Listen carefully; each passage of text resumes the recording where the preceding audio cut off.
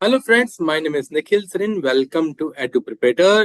तो बच्चों, आपका दिल्ली यूनिवर्सिटी का रिजल्ट तो आउट हो ही गया है। नाउ अब पॉइंट ये आ रहा है सर, अब हमें आगे क्या करना है। नाउ बच्चों, अंडरस्टैंड वन थिंग। 16 जुलाई को हमारा जब रिजल्ट आया था, तो दिल्ली यूनिवर्सिटी ने हमें जो भी कॉलेज अलॉट किया है, नाउ बच्चों वहां पे पॉइंट आ रहा है, आपको सबसे पहले वहां पे जाके जो भी कॉलेज आया है बच्चों उसको एक्सेप्ट करना होगा।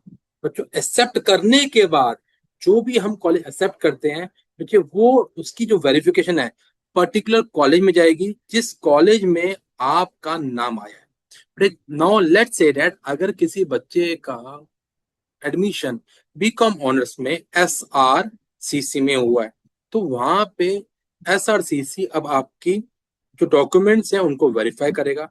डॉक्यूमेंट वेरीफाई करने के बाद वो बच्चों आपके डॉक्यूमेंट को एक्सेप्ट करेंगे एंड पेमेंट का ऑप्शन आपको प्रोवाइड करेंगे। बच्चों, पेमेंट करनी बहुत जरूरी है। अगर आप पेमेंट नहीं करते हैं तो बच्चों आप एडमिशन प्रोसीजर से बाहर हो जाएंगे। नाउ लेट्स से दैट अगर कोई स्टूडेंट है, उसको XYZ कॉलेज उनको मिला है एंड वो चाहते हैं उनको अपग्रेड करें डिफरेंट कॉलेजेस के लिए, तो बच्चों उसके लिए सबसे पहले आपको एक्सेप्ट करना होगा।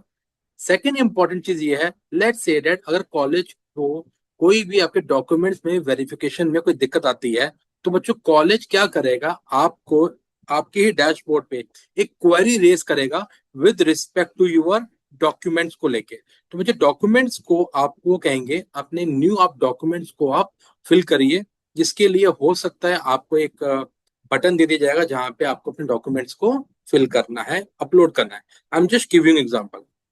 एक स्टूडेंट है जो कि सिंगल चाइल्ड का उन्होंने एफिडेविट बनाया था एंड दिल्ली यूनिवर्सिटी ने उनको पर्टिकुलर कॉलेज ने बोला कि आप अपना ढंग से एफिडेविट को फिर से अपलोड करो विद रिस्पेक्ट टू जो भी आपने एफिडेविट बनाया था। तो बच्चों आपको फिर से अपलोड करना है। जब वो अपलोड करेंगे उसको क्रॉस चेक करेंगे, उसी के बाद बच्चों आपको पेमेंट का ऑप्शन आएगा एंड पेमेंट का ऑप्शन पे जाके आपको क्लिक करना है। जब आप पेमेंट के ऑप्शन पे जाएंगे, अंडरस्टैंड वन थिंग, आपकी एक सीट पक्की होगी दिल्ली यूनिवर्सिटी में।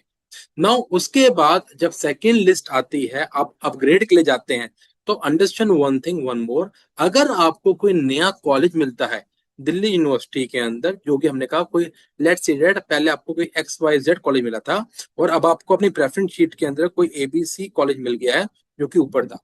नाउ अंडरस्टैंड वन थिंग, आप जब एक कॉलेज मिलेगा उसको एक्सेप्ट करोगे, तो आपकी जो प्रीवियस वाली सीट थी बेटा वो चली जाएगी।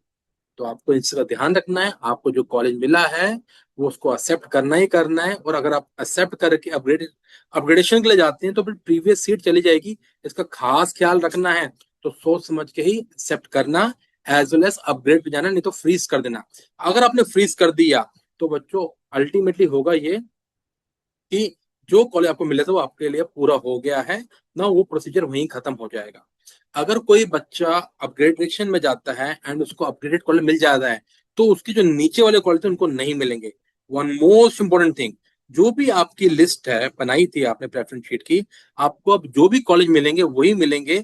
जो भी अभी आपको कॉलेज मिला है उसके ऊपर की जितने भी प्रेफरेंस लिस्ट थी बच्चों, आपको वो वाले कॉलेज मिलेंगे। नीचे वाले कॉलेज आपको अब नहीं मिलेंगे। इन सब चीजों को खास ख्याल रखते हुए आपको चलना है।